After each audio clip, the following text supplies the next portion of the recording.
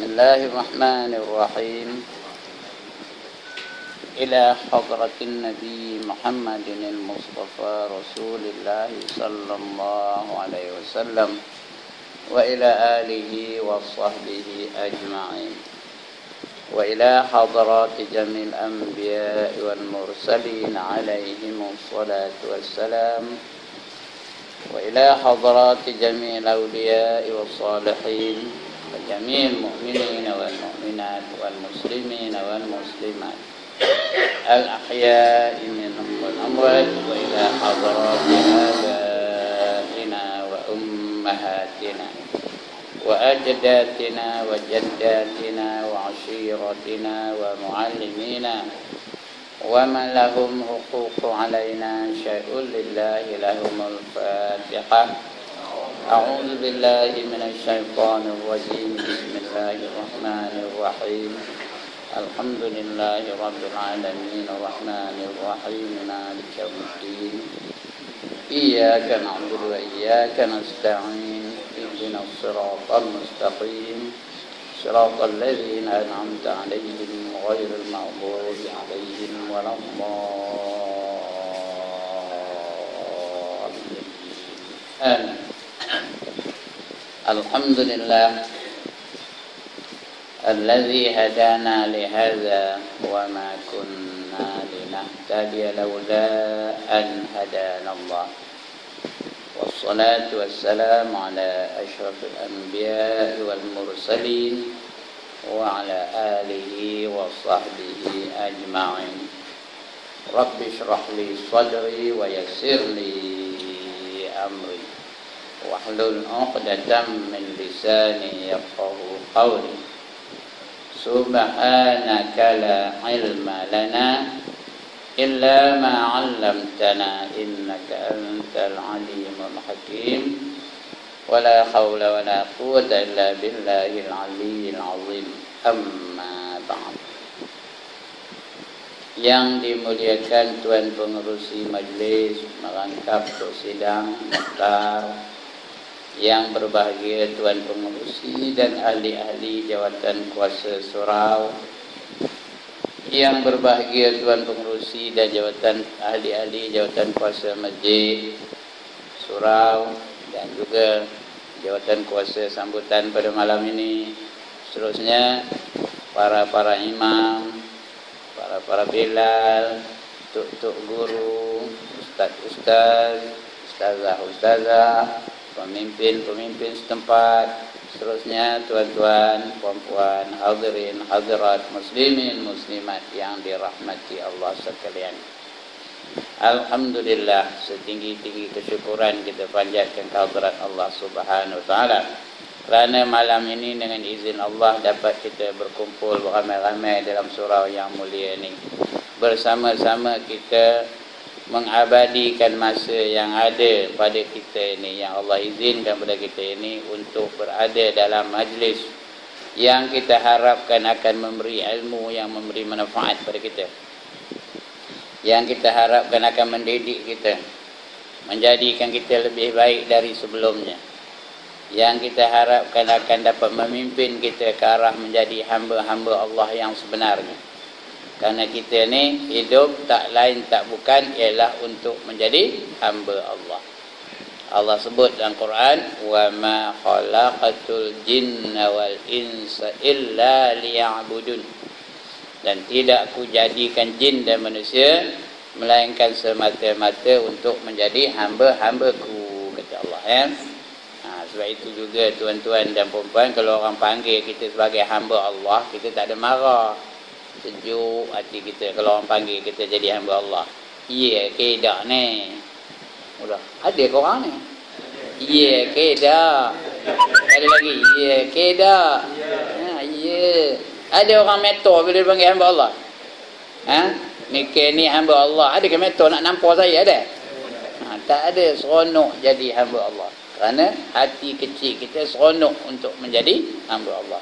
Tenang jiwanya kalau dia menjadi hamba Allah Ta'ala. Tapi kalau saya sebut mikir ni hamba dunia, apa macam marah ke dah? Tuan-tuan, mikir ni hamba dunia lah, marah ke dah? Ngetor. Ada tak rasa nak nampak saya? Ada ya. Tapi saya tak dengar lagi. Kalau tu kalau ngata, pang tampaknya. Pasal hati kecil kita tak suka menjadi hamba dunia. Kita suka menjadi hamba Allah. Kenapa? Allah jadikan kita ni sebagai hamba-hambanya. Dan hati kecil kita ni setuju untuk menjadi hamba Allah. Allah pun memang jadikan kita untuk menjadi hambanya. Mudah-mudahan kita akan meneruskan penghambaan kita kepada Allah Subhanahu Wa Taala dengan sebenar-benarnya. Dapat kita berjaya dalam kehidupan di dunia dan juga kehidupan di akhirat. Tuan-tuan dan puan-puan, sudah menjadi cita-cita kita, sudah menjadi kehendak kita, sudah menjadi keharapan kita agar kita ni hidup di dalam dunia ni bahagia dan hidup di akhirat juga bahagia. Itu sebab di antara doa yang dibaca tadi, Rabbana atina fid dunya hasanah wa fil akhirati hasanatan wa qina azabannar. Ada tak doa itu? Sekali lagi, Rabbana atina fid dunya hasanah wa fil akhirati hasanah wa qina azabannar. Itu doa. Dia dipetik daripada ayat suratul Baqarah. Dalam suratul Baqarah ada satu ayat, ayat 201, yang bunyinya wa minhum man yaqulu rabbana atina fid dunya hasanah wa fil akhirati hasanah wa qina azabannar. Maksudnya ada di antara mereka tu kita lah, manusia-manusia, ada di antara mereka yang berkata, Rabbana, wahai Tuhan kami, atina fid dunya hasanah, jadikanlah kehidupan kami di dunia ini baik, wa fil akhirati hasanah, dan kehidupan kami di akhirat besok juga menjadi baik, wa qina azabannar, jauhilah kami daripada azab api neraka. Jauhilah kami daripada azab api neraka. Ini bermakna tuan-tuan dan puan-puan, memang menjadi cita-cita hidup kita untuk bahagia di dunia dan bahagia di akhirat. Siapa orang tak menderita, angkat tangan. Siapa orang tak hidupnya sangsara, angkat tangan. Biarlah aku hidup sangsara asalkan engkau bahagia. Ada tak? Ada kan? Yang ada dalam wayang adalah, tapi dalam kehidupan yang sebenarnya tak berlaku. Semua kita ni tak hidup bahagia dunia dan akhirat. Itu sebab digalakkan kita membaca doa ni. Tuan-tuan tutup imam jangan lepas baca doa ni. Apa doa tu? Rabbana atina fid dunya hasanah wa fil akhirati hasanah wa qina azabannar. Tapi nak baca lah betul-betul, kerana ini ayat Quran. Ayat Quran kena baca ikut tajwidnya, ikut hukumnya. Dia bukan cakap Melayu. Cakap Melayu tak payah tajwid pun tak apa.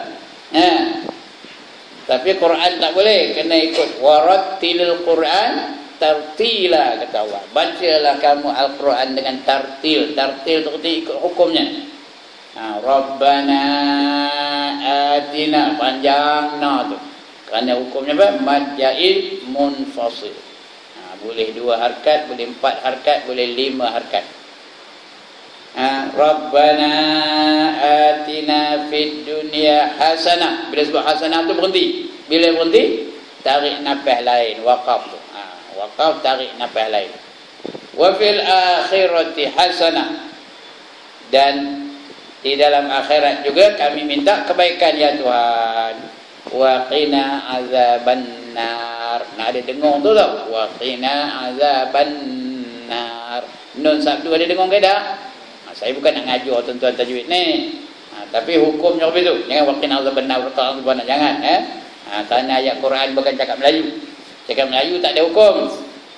Dan taklah nak kata pasir ke, pasyak ke, tak apa. Kalau cakap Melayu. Quran tak boleh. Mesti ikut apa? Hukumnya. Kerana Quran ni ada ikhfa, ada idgham, ada iqlab, ada izhar, macam-macam hukum dalam Quran. Ada qalaq-qalaq, ya, cakap Melayu tak apa, lantaklah. Saya hendak ke Teluk Intan. Ada ke cakap Melayu punya tu? Ada ke orang cakap Melayu punya tu? Saya hendak, ada dengar tu, hendak ikhfa tu, nun mati jumpa dengan dal. Saya hendak ke Teluk alif nun jumpa dengan ta, Intan. Tan tu mat arid dia sukun, tan. Ada ke orang cakap punya tu? Tak ada. Pandai ada mat. Mana ada bunyi tu? Cakap Melayu lantak lah macam mana pun. Tapi Quran tak boleh. Kena baca ikut tajwidnya. Tadi macam tadi apa? Rabbana atina fid dunya hasanah wa fil akhirati hasanah wa qina azabannar. Minta kebaikan dalam kehidupan di dunia dan juga kebaikan kehidupan di akhirat. Dia minta begitu. Quran baca betul-betul. Jangan sambil lewa aja baca Quran tu, ya.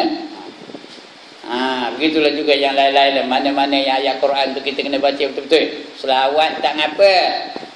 Selawat boleh. Panjang pendek dipendekkan, yang pendek dipanjangkan tak ngapa. Sallallahu ala Muhammad. Panjang ke matnya tu. Tak ada ustaz ni. Mat tu panjang ke pendek? Patutnya pendek aja. Sallallahu ala Muhammad. Tapi tak sedap. Dia nak panjang juga baru sedap. Sallallahu alaihi wasallam. Baru sedap. Padahal lam mim di atas lam. Kan lam alif mim. Lam mim aja. Tapi kalau kita pendek kan tak sedap. Nak panjang juga. Itu kalau selawat. Marhaban lagi lah teruk. Ya Allah. Dia menghidang ke reti marhaban sini ni. Lagi teruk. Ikut tajuk ke? Puan-puan? Marhaban ada lelaki ada perempuan kan? Ikut tajuk ke marhaban? Lagi teruk kan?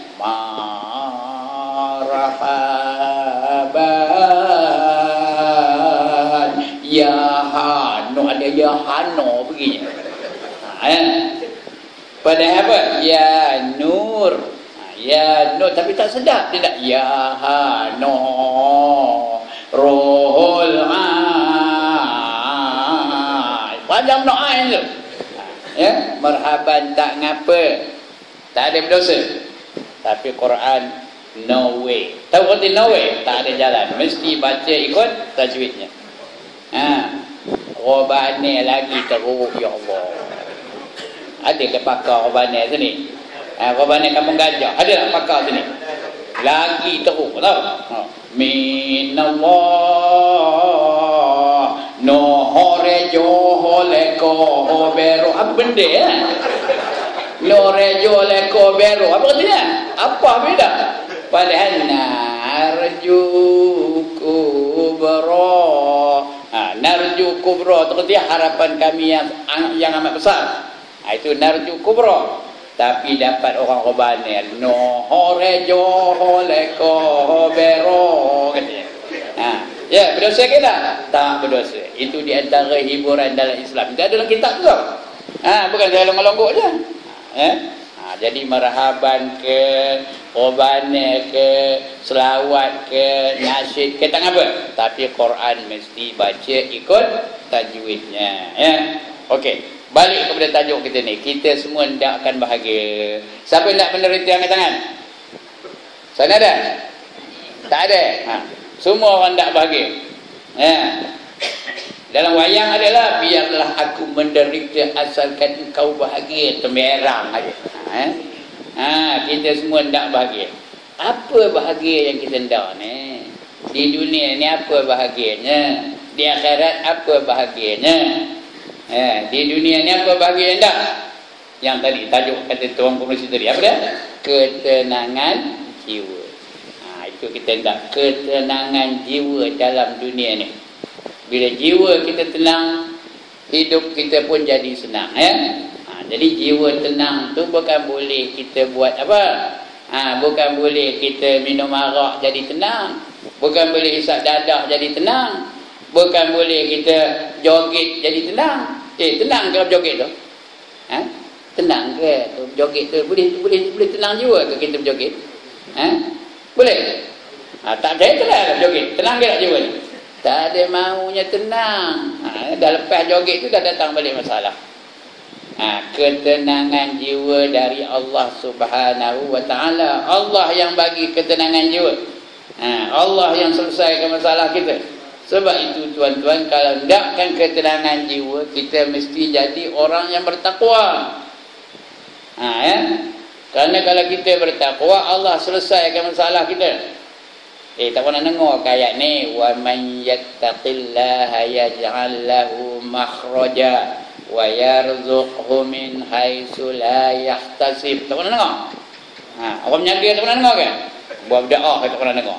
Orang menyaga kadang dibelinya frame tu, ditulis letak depan kedai, dia tak laku katanya. Wa man yattaqillaha yaj'al lahu makhraja wa yarzuqhu min haitsu la yahtasib. Dia hendakkan apa? Hendakkan orang hendakkan laku barang itu. Patutnya bukan digantung frame tu di kedai. Patutnya diamalkan. Artinya barang siapa bertakwa kepada Allah, Allah akan selesaikan masalahnya. Dan Allah bagi rezeki dari sumber-sumber yang dia tak tahu dari mana datangnya. Ada aja Tuhan bagi rezeki. Syarat dia bertakwa. Jadi itu sebab tuan-tuan, para tok-tok guru dulu hidup dia itu senang ke susah. Pasal mereka tu bertakwa, tak ada teruk mencari duit dulu-dulu. Tok-tok guru dulu ada ke bawa tempurung duduk tepi jalan? Ada ke tok-tok guru dulu? Mana ke dia tu imam tadi? Dia tok-tok guru dia di sana tu kata Tuan Syekh Ismail Dogi, Tuan Sulaiman Pago, Tuan Ustaz Haji Hamdan. Ada ke dia membawa tempurung tepi jalan? Tolong kami, bantu kami guru melepik satu. Ada? Mana ada ya? Rezeki mereka itu terjamin. Allah yang bagi mereka itu rezeki. Bila rezeki terjamin, tenanglah jiwanya. Dapatlah dia apa yang diminta dari Allah Subhanahu wa ta'ala. Jadi banyak orang silap ni. Orang ingat kebaikan di dunia ni dapat harta banyak, dapat duit banyak, dapat apa lagi? Dapat kereta besar, dapat jawatan besar, dapat pangkat besar, dapat isteri besar, dapat cakap besar. Lagi apa? Dapat rumah besar. Dia ingat itu dia kebaikan di dunia dia. Tak. Yang sebenarnya tak betul tuan-tuan dan puan-puan. Yang kita hendak kebaikan di dunia itu yang pertama, yang pertama sekali dapat kesihatan yang baik. Hendak apa? Hendak duit ke hendak sihat badan? Ini yang kita minta ni. Ya Allah berikanlah aku kesihatan yang baik. Itu kebaikan dunia. Mana dah? Nak sihat ke nak duit? Nak sihat ke nak harta? Nak sihat ke nak emas? Tanya orang sana. Nak sihat ke nak emas? Kalau gelang habis sampai ke siku tapi nyok-nyek. Tahu nyok-nyek? Apa guna? Kita hendak sihat walaupun gelang tak seberapa banyak. Itu kita hendak kesihatan yang baik. Yang kedua yang kita hendak kebaikan dalam dunia, kita hendak ilmu yang memberi manfaat.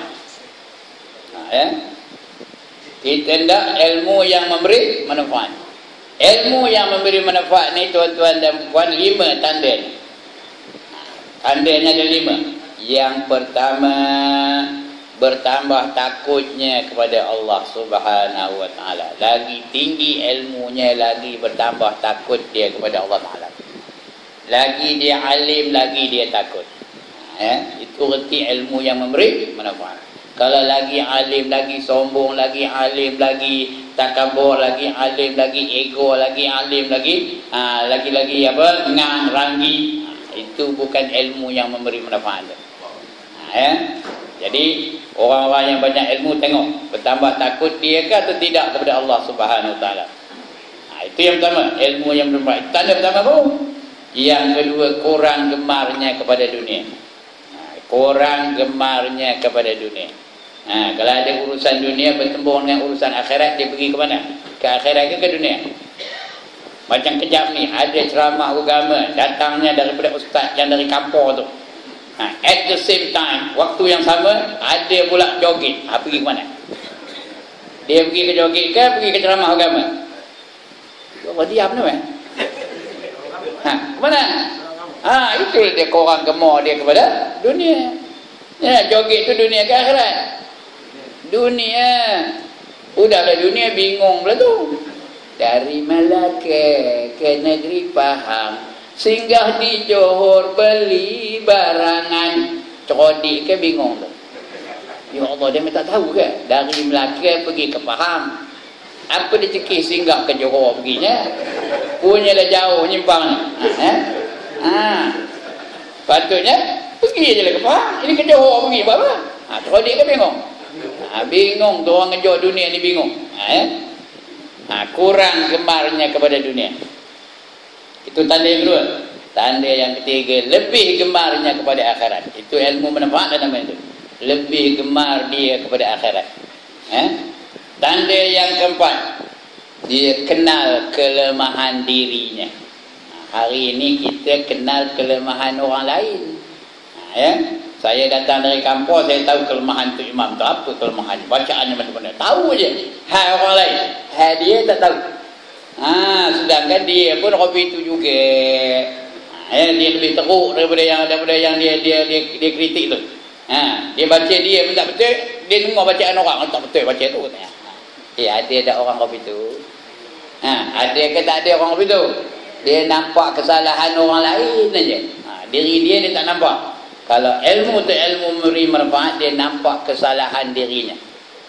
Dia nampak aib dia. Dia tak nampak aib orang lain. Dia nampak aib dirinya sendiri saja. Itu tanda ilmu tu memberi manfaat tu. Itu yang keempat tadi. Yang keempat. Yang kelima, dia kenal tipu daya syaitan. Dia kenal tipu daya syaitan. Tuan-tuan dan puan-puan, agak-agaknya kejap inilah syaitan tu gemar ke kita ngaji malam ni? Gemar ke syaitan tu kita ngaji malam ni? Gemar ke tak gemar? Tak gemar. Apa dia buatnya? Ada tak syaitan ni? Ada ni tengah tu. Dia ada tengah ngintai je. Ni dulu ni tengah ngintai. Kita tak ada nampak, tapi itulah ada ni tengah ngintai. Siapa mangsa nak cari ni kata dia bawanya senjata. Ada 3 senjata dia bawanya. Bila nak menggagalkan majlis ilmu malam ni, 3 senjata dia bawanya. Kalau tak makan senjata itu, dia bagi senjata yang kedua. Tak makan itu, bagi pula senjata yang ketiga. Yang pertama dia bawanya celah. Panjang dia berusnya, dia celaknya. Orang yang dengar tu, tuan-tuan dan puan-puan, dia celak. Celak bubur tang mana? Lagi sekali, celak bubur tang mana? Tang mata. Bila kena celak syaitan, mulalah ngangguk je di depan ustaz. Tahu ke ngangguk? Tak tahu, tengok sini, dia ngangguk. Itu dah kena apa tu? Udah kena apa tu tuan-tuan dan puan-puan? Celak syaitan itu. Ada dah kena, tengok tu. Jangan nyandor-nyandor, tengok ada kena tak? Itu dah kena celak syaitan tu. Malam ni alhamdulillah tak ada. Situ ada. Dan gelap tu mana? Tahu kan ada? Tengok ke belakang. Ada tak? Tak ada. Tak ada. Maknanya gagal lah syaitan tu. Syaitan tu bila gagal, dia balik ke? Balik ke dia? Aku dah gagal. Bila aku give up lah kata syaitan. Aku frust lah. Gitu kan? Tak. Dia bawa senjata yang kedua. Apa dia bawanya? Dia bawanya gincu. Dia bawanya gincu. Gincu bubuh tang mana? Kali lagi, gincu bubuh tang mana? Tang bibio. Pandai pula. Orang perak betul ke tu? Patutlah tang bibio katanya. Betul tu. Saya selalu ceramah, gincu bubuh tang mana? Dia masuk tang bibir. Tak betul bibir. Yang betulnya tadi. Yang tang mana? Tang bibio. Kalau kena gincu syaitan, ustaz ngajar depan, dia ngajar di belakang. Itu dah kena gitu syaitan tu. Ustaz tengah sedap ngajar gini, pam rukun Islam 5 perkara. Pertama mengucap 2 kalimat. Dia ngajar belakang. Ini gelang ni beli di wang Kelian gitu ya. Sudah kena apa? Kena gitu setan tu. Ya. Tapi malam ni alhamdulillah tak ada saya tengok. Tak nampak, tak ada orang sembang belakang, tak ada. Sana pun tak ada dengar pun. Kalau sembang dengar saya sini. Maknanya gagal lah setan tu. Gagal dia putus asa ke? Dia bawa senjata yang ketiga. Apa senjata yang ketiga dia bawanya? Kuis perdana malam ni. Apa senjata yang ketiga dia bawanya? Dibawanya tongkat. Tongkat ni tongkat lah. Tapi ni tongkat saya, bukan tongkat setan ya. Dibawanya tongkat. Apa dia buat dengan tongkat? Diketuk-ketuknya paha, diketuk-ketuknya lutut, diketuk-ketuknya bau, diketuk-ketuknya sendi. Diketuk-ketuknya pinggang, diketuk-ketuknya tengkuk tau. Itu yang mula-mula bersilap, itu selemput, itu silap balik, itu selemput balik. Tengok balik, ini kejap ni dah lah tau kan. Selemput bersilap, selemput bersilap, selemput bersilap. Itu tanda dah kena apa? Udah kena ketuk di setan lah. Lama-lama lepas tu dia bangkit.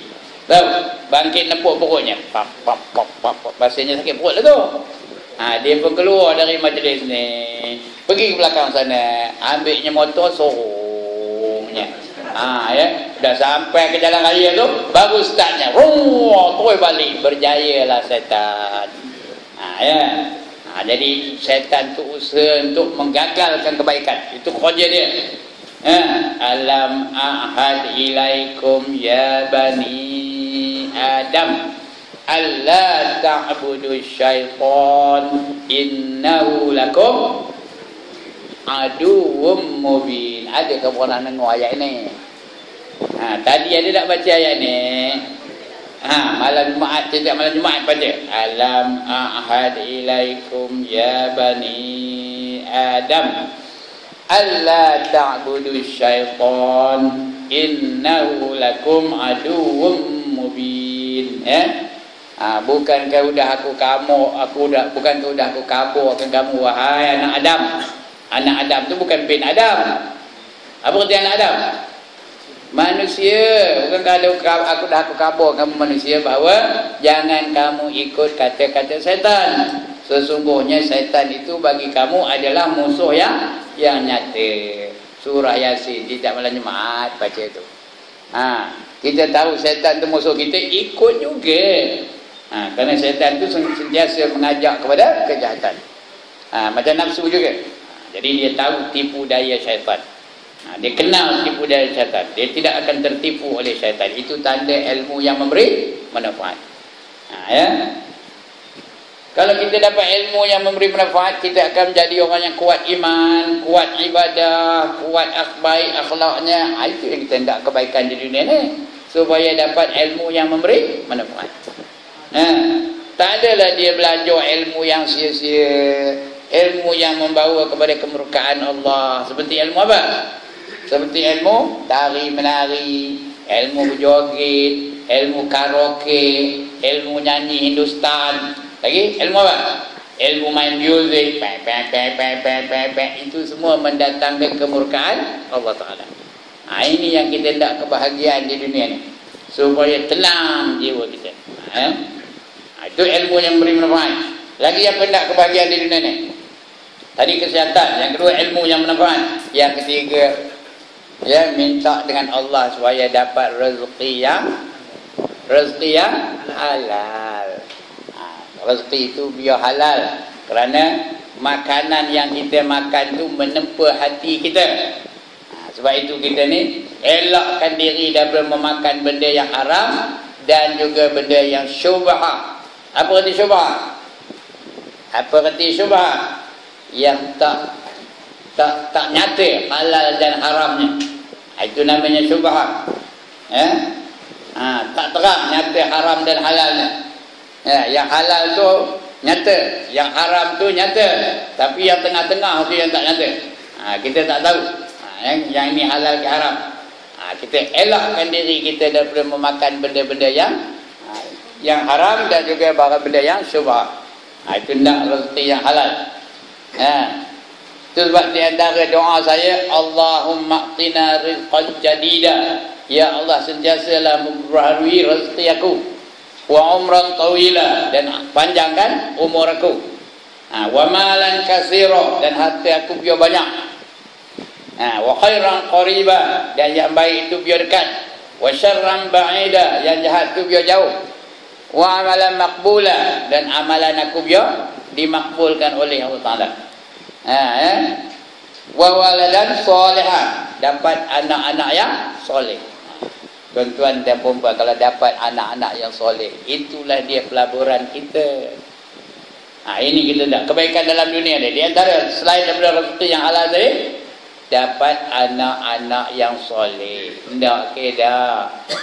Kali lagi, dapat anak-anak yang soleh. Hendak ke dah? Kali lagi, hendak ke tak dah? Kalau hendak anak yang soleh, tak boleh, tak cukup nak bagi nama soleh aja. Dia bermula daripada apa? Hendakkan anak yang soleh itu bermula dari mana? Daripada lahir budak tu kan? Tak. Dia bermula daripada memilih jodoh lagi. Itu sebab dalam Islam ni memilih jodoh ada tak panduannya? Adalah ada panduan dalam Islam. Nak pilih jodoh sama ada suami ataupun isteri. Nak pilih isteri, suami pilih isteri, isteri pilih suami, ada panduannya dalam Islam. Ada 4 panduan. Yang pertama, li jamaliha, kerana kecantikannya. Orang Melayu ni kira cantik lah belaka, ya. Itu orang Melayu tak ada masalah yang itu. Baik lelaki, baik perempuan, cantik belaka. Ada ke orang Melayu yang tebal bibion? Aku tak ada. Mana ada, ya. Orang Melayu ni kira cantik lah tu. Walaupun tak berapa putih, tapi tak adalah legam. Ada ke orang Melayu? Kira cantik lah tu. Ali jamaliha. Yang kedua, limaliha, kerana hartanya. Kau nak cari-cari yang ada harta. Yang ketiga, linasabiha, kerana keturunannya. Bukan nak keturunan raja, keturunan Said, keturunan kan. Keturunan tu biar baik-baik. Anak tu imam ke? Lagi anak apa? Anak ustaz ke? Anak ustazah ke? Sekurang-kurangnya jangan cari anak si penagih dadah. Jangan cari anak pencuri. Jangan cari anak perampok. Jangan cari anak penzina. Itu nak keturunan yang baik-baik. Linasabiha. Tapi yang ketiga, yang tiga-tiga ni payah nak dapat. Kalau tak boleh dapat, cari yang keempat. Lidiniha. Apa maksudnya? Kerana agamanya. Kalau boleh, biarlah 4-4 tu sekali. Cantik, berharta, dengan keturunan yang baik-baik, dan orang yang beragama. Kalau boleh. Tapi kalau tak boleh, kita pilih yang mana? Ada satu je, pilih yang mana? Pilih yang mana? Nombor 1 ke, nombor 2 ke, nombor 3 ke, nombor 4? Nombor 4 tu kita pilih. Biar dia kerana agamanya. Kalau dia dah betul agamanya, dapat diamalkannya agamanya dengan betul, anak-anak itulah akan menjadi pelaburan bagi dirinya. Anak-anak itulah yang akan mendoakan bagi ibu dan bapaknya. Ma min mauludin illa yuladu alal fitrah. Tidak kanak-kanak itu lahir melainkan dalam keadaan suci bersih. Fa abawahu yuhawidanihi wa yunafsiranihi wa yumajjisani. Ibu bapaknya lah yang mendidiknya menjadi orang Yahudi, orang Nasrani dan orang Majusi. Lagi kata Nabi, idza matal insanu qata'a amaluhu illa min salasatin, illa min sadaqatin jariyatin aw ilmin yuntafa'u bih aw walidin salihin yad'u lahu. Apabila mati anak Adam itu, putus segala amal. Habis, mayang tak ada, puasa tak ada, mengaji tak ada, ngajar tak ada, putus amal. Pasal apa? Pasal dah mati. Kecuali 3. Yang ini akan hidup, akan berkembang terus sampai dia dah masuk dalam kubur, dapat pahala lagi. Sumber pahalanya masih ada lagi kalau 3 ni ada. Yang pertama apa? Yang pertama apa? Sedekah jariyah. Kita bersedekah ni. Sedekah untuk surau ni. Selagi berfungsi surau ni, selagi itulah pahalanya mengalir sampai ke hari kiamat. Tahu? Ada sekolah agama, kita sedekah untuk sekolah agama. Selagi sekolah agama itu berfungsi, selagi itulah pahala yang mengalir bagi kita. Sebab itu tuan-tuan dan puan nak sedekah biar bijak. Jangan asal nak sedekah pisang, asal nak sedekah pisang, asal nak sedekah pisang. Yo. Anak dapat 5A UPSR pisang, dapat 8A PMR pisang, dapat 12A SPM pisang, masuk universiti pisang, dapat diploma pisang, dapat degree pisang, pinang di orang pisang, kahwin pisang, dapat cucu pun pisang, asyik pisang je. Ingat dia orang masjid, orang surah ni beruk belakang agak. Maka pisang ni dia, ya. Cubalah cari benda-benda yang tahan, yang manfaatnya boleh digunakan lama. Itu namanya sedekah jariyah. Kapet ke bagi lampu dah rosak, dia baik lampu tu, selagi lampu tu berfungsi, selagi itu dia dapat pahalanya. Tiang tu dah sompek, kita betulkan tiang tu dan sebagainya. Sekolah-sekolah agama yang memerlukan bantuan, sekolah-sekolah tahfiz yang memerlukan bantuan, itulah tempat kita bersedekah. Yang kedua, ilmu yang memberi manfaat. Ada ilmu yang memberi manfaat, yang itu digunakan orang yang ngajar ilmu tu dapat pahala tak? Dapat pahala tak? Saya sekarang ni berdakwah, tiap-tiap malam berdakwah. Ya, kadang-kadang 4-5 kali sehari berdakwah. Saya berdakwah ni, guru saya dapat pahala ke dah? Dapat. Sebab itu tuan-tuan jangan kedekut ilmu. Ya. Tidak senang ke tuan-tuan, saya ni umur dah 73 tau. Datang dari kampung, dekat ke jauh? Dekat ke jauh? Udahlah jauh bertongkat betul. Tapi mudah-mudahan ya, ilmu yang saya sampai tu sampai kepada tuan-tuan, tuan-tuan pula sampai kepada orang lain. Bila sampai, saya ada tak sahamnya? Ada ke tak ada? Ada tak betul? Apa? Ada, bagus betul.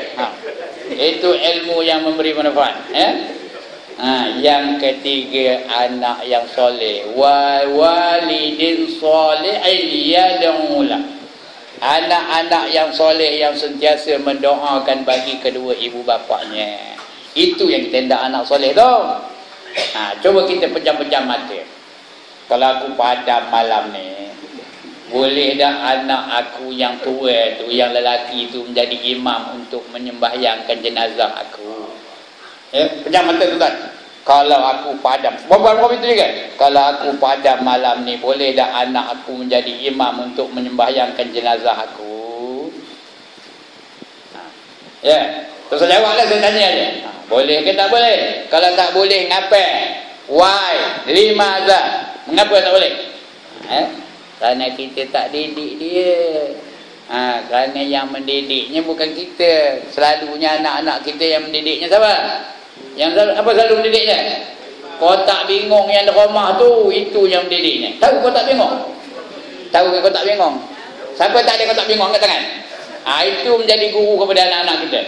Kadang-kadang umur 2 tahun anak kita tu, dia pun tengok ada nari dalam kotak bingung tu, kita pun nari nak. Dia pun nari teng. Bagus anak mak, bagus anak ayah katanya. Itu yang mendidik kita tu. Padahal patutnya yang mendidik siapa? Ibu dan bapaknya, bermula dari dalam buayan lagi dididik, ya. Mana didiknya? Sebutkan kalimah-kalimah Allah ketika dia mendodoikannya. Itu cara mendidiknya. Kecil-kecil lagi suruh dia nutup aurat, suruh dia berajar dia Quran, ajar dia sembahyang dan sebagainya. Itu cara mendidik anak tu supaya menjadi anak yang soleh. Ya. Ini dah kecil-kecil lagi udah ngajar dia buat maksiat. Kalau tidak ada yang punya, mari kita jalan bersama. Itu yang dia berjalan sama tu. Tambah kenari buayan ni bukan kopi ni. Kalau kopi ni boleh lah. La ilaha illallah Muhammadur Rasulullah Itu kalau buayanya kopi tu. Sekarang ni buayanya mana apa? Mana apa dah?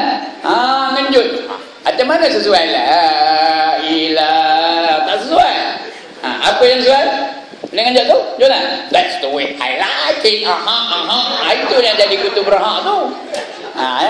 Itu yang jadi kutub berhak tu. Pasal maknya ngajarnya. Kadang-kadang maknya ngajarnya mana? Bulan mengambang, Pak Ngahlah balik. Itu yang anak kita tu.